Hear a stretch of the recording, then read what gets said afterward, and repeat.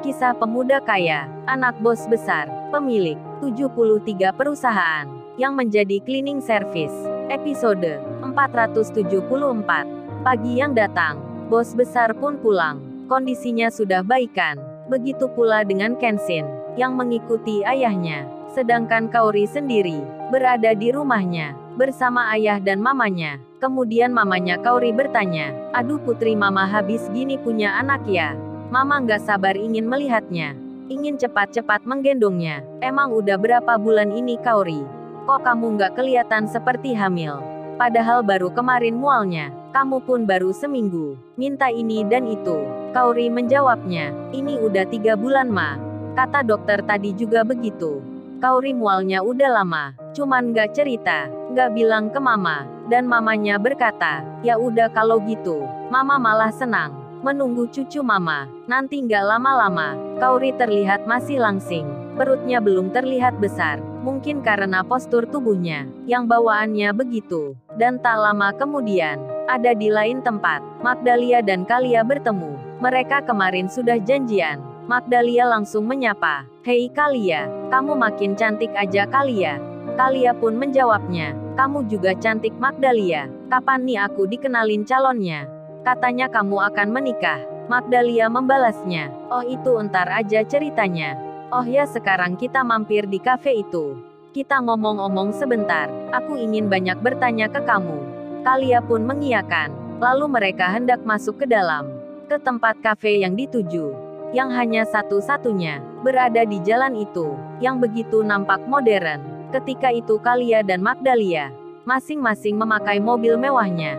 Mobilnya pun diparkir di halaman depan, di tempat VIP.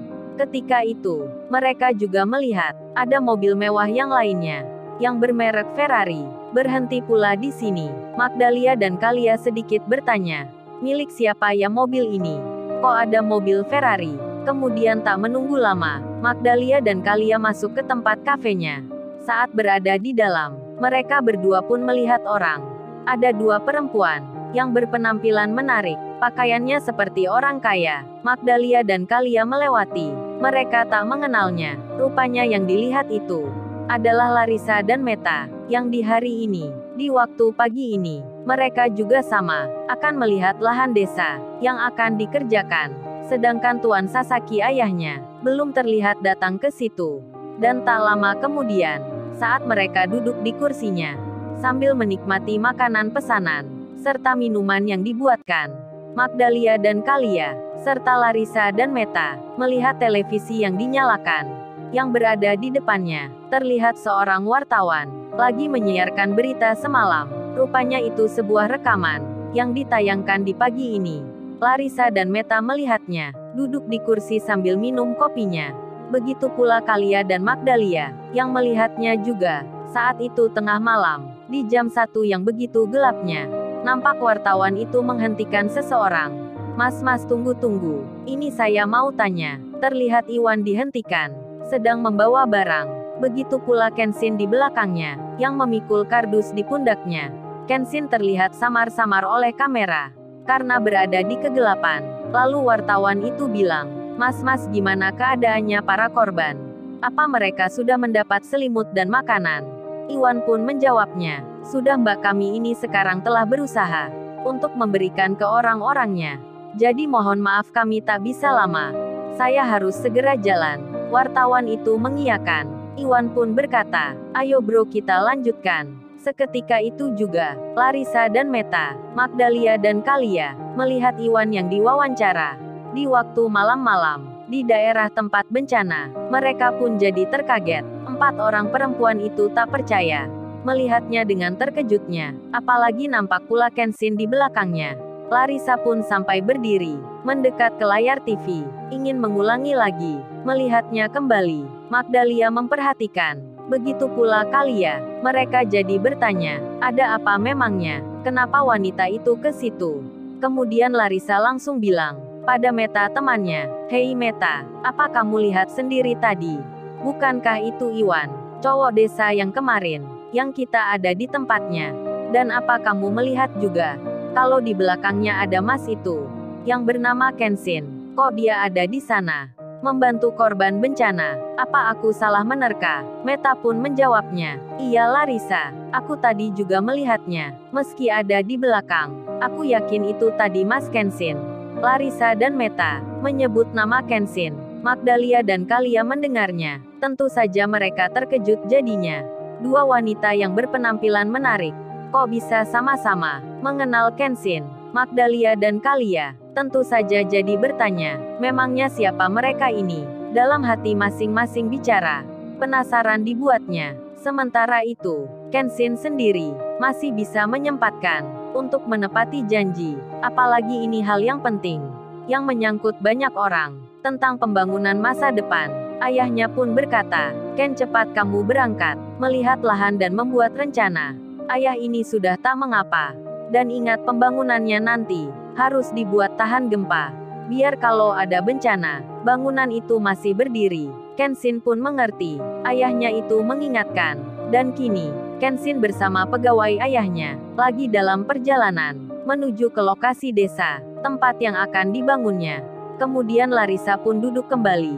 Lantas bicara dengan Meta lagi. Tak berselang kemudian, mereka pun keluar. Larissa menuju mobilnya. Magdalia dan Kalia melihatnya. Ternyata Ferrari itu miliknya wanita tersebut. Kalia pun bicara, emang siapa ya cewek yang tadi? Kok bisa mengenal Mas Kenshin? Dan gua juga heran sekali. Kok bisa-bisanya Mas Kenshin itu ada di tempat bencana dan sekarang menuju ke sini. Kalia membaca pesan Kenshin yang sedang dalam perjalanan. Kemudian Kalia bicara dengan Magdalia. Ayo Magdalia kita langsung ke sana. Aku mau tahu tempatnya. Katanya tanah ayahmu juga dijual di situ. Magdalia pun mengiyakan. Kemudian mereka berangkat bersama. Sedang di lain tempat, si Iwan saat ini berada di rumahnya Ririn. Iwan apel pagi, sambil minum kopi. Di sela itu Iwan membalas pesannya Kenshin. Iwan menulis dalam handphonenya. Tunggu gua bro di situ. Gua akan segera menyusul. Entar bersama Ririn. Kenshin membacanya, menjawab dengan mengiyakan. Kemudian, Larissa pun tiba. Ayahnya Tuan Sasaki juga sama. Begitu pula dengan Meta, yang melihat lahan tempatnya, yang begitu luasnya. Para penduduk desa berkumpul di situ. Mereka menyambut dengan senyuman. Larissa pun demikian. Kini tak jadi sombong lagi. Tak merendahkan petani, seperti di waktu lalu, saat ada di desanya Iwan. Larissa pun tersenyum, menyapa warga dengan ramahnya. Meta temannya pun sama, merasa senang dirinya. Lalu Magdalia datang, berjalan bersama Kalia. Larissa dan Meta melihatnya, jadi bertanya langsung mereka, kok cewek di kafe tadi datang pula ke sini? Emang apa perlunya? Larissa belum tahu akan kepentingan Kalia, yang juga sama, nanti akan membangun di lokasi depannya. Kemudian Kenshin menelpon Kaori. Kenshin bertanya, Kaori kamu udah makan apa belum? Jangan sampai telat ya makannya. Oh ya, kalau jalan ke belakang, ke kamar mandi, yang pelan-pelan ya Kaori. Jangan tergesa-gesa, aku khawatir entar terpeleset. Kan kamu sekarang nggak sendiri, tapi ada si kecil bersamamu. Waduh Kenshin sangat perhatian, sampai jalan saja diperhatikan. Kaori pun menjawabnya, apa sih Sai kamu kok khawatir begitu? Aku kan nggak kenapa-napa. Ini juga udah makan. Dan Kenshin bertanya, oh ya Kaori entar nama anak kita siapa ya? Kamu udah menyiapkan belum ya? Kan kata dokter kemarin kemungkinan laki-laki. Kembar pula katanya, aku belum ada nama nih Kaori. Dari semalam aku nggak tenang memikirkan itu. Kaori menjawabnya, aku juga belum ada Sai. Entar aja ya aku pikirkan. Mencari-cari namanya, mungkin juga bertanya ke teman. Atau kita beli buku aja. Kenshin menyahut, jangan Kaori, kalau dibukukan udah umum sekali. Aku maunya yang beda, kan mereka entar kembar. Jadi nggak sabar nih melihatnya. Kaori pun mengiyakan. Iya Sai kalau gitu, kita tunggu aja ya nanti. Barangkali ada yang bagus dan cocok, baru kita berikan. Dan percakapan itu selesai, karena Kenshin sudah masuk desa, bersama Pak Michael dan pegawai yang lainnya. Kenshin tiba, Larissa pun melihatnya. Lalu, bagaimana kisah selanjutnya? Subscribe channel ini, untuk episode berikutnya. Terima kasih. Jangan lupa ya guys, untuk kelanjutan ceritanya ada di channel Story Kaori. tambah subscribe ya guys, dan tekan notifikasinya